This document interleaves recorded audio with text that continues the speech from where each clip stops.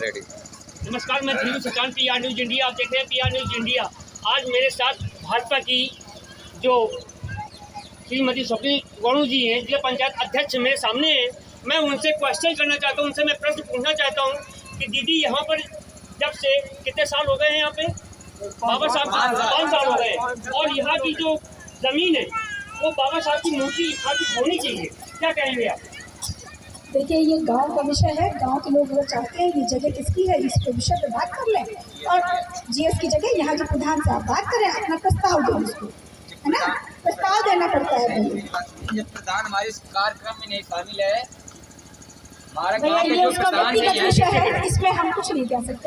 जो ये ग्राम समाज की जमीन है और इसमें गाँव वासी अपनी बाबा साहब की मूर्ति रखना चाहते हैं और वो प्रयत्नशील है कि कम से कम बाबा साहब की मूर्ति हो जाएगी तो हम लोग पूजा पाठ करेंगे। और जो बाबा साहब की देन है, जब तक शिक्षा नहीं होगी तब तक हम हमारे बच्चे ना हम खुद नहीं कर पाएंगे। क्या कहेंगे आप? ये बात आपकी बिल्कुल है। शिक्षा में कहीं अभाव हो तो मुझे बताएं, क्योंकि वो सरकार से जुड़ी हुई बात है, उसके बारे में हम प्रयास कर सकते हैं, विद्यालय का प्रयास कर सकते हैं। इस घूमने के लिए जिला साहब प्रधान से आप बात करें, एक प्रस्ताव दें। वो आए ना आए, आप अपना काम करें ना। वो नहीं आए, आप अपना लिखे, सबके साइन कराएं उसमें, जितने लोग चाहते हैं, और वो जाके वहाँ पे दे दें। उसके बाद हमें एक बार बता दें, हम उससे बात करें। यही मुद्दा मैंने जो प्रोसेस है वो प्रोसेस वही होता है। यही मुद्दा मैंने उठाया था कि ग्राम समाज के कुछ लोग मेरे साथ में खड़े थे। उन्होंने कहा था कि भैया आज तक यहाँ मूर्ति नहीं लगी और ये जमीन पड़ी हुई है, तो ये मुद्दा उठाइए। और दीदी क्या कह रही है? मैं आपके साथ, हम तो भगवान मानते हैं, उनकी किस चीज़ को कोई रोड़ा रटाएगा तो हम तो प्रयास करेंगे ना कि ऐसा ना हो, वो काम हो। जिनके पास 32 डिग्रियाँ हैं, सबसे बड़ी डिग्री थी DSc डॉक्टर ऑफ साइंस, जो 8 साल 6 महीने उन्होंने पूरी की, और इसके बाद 2 साल 4 महीने में उन्होंने DSc की डिग्री पूरी करके दिखाई बाबा साहब ने, वो थी। और आज हमारा जो आरक्षण, हमारे बच्चों को आरक्षण के लिए प्रगतिशील नहीं हो पा रहा है, कम हो रहा है हमारे बच्चों को। ये दम में मतलब है। देखिए, संविधान बना, उसको बिगाड़ कोई नहीं सकता, खत्म कोई नहीं। ये अपने आप दिमाग से निकाल दो, संविधान को कोई खत्म कर ही नहीं सकता। किसी शरीर से कोई आत्मा निकाल सकता है क्या? ये जो लोग कहते हैं ये भ्रम फैलाते हैं क्योंकि उनको वोट चाहिए आपका। ये आपको समझना है। इतने साल में खत्म हो गया क्या आरक्षण? हुआ क्या? संविधान खत्म हुआ क्या? अब कैसे खत्म हो जाएगा? सोचने की, लेकिन ये भ्रम फैला के हमारी बुद्धि को खत्म करके अपनी बात मनवाने को बोलते। संविधान ना कभी खत्म हो सकता है, ना आरक्षण कभी खत्म हो सकता है। गलत बदले इस चीज को, कभी आरक्षण खत्म नहीं हो सकता।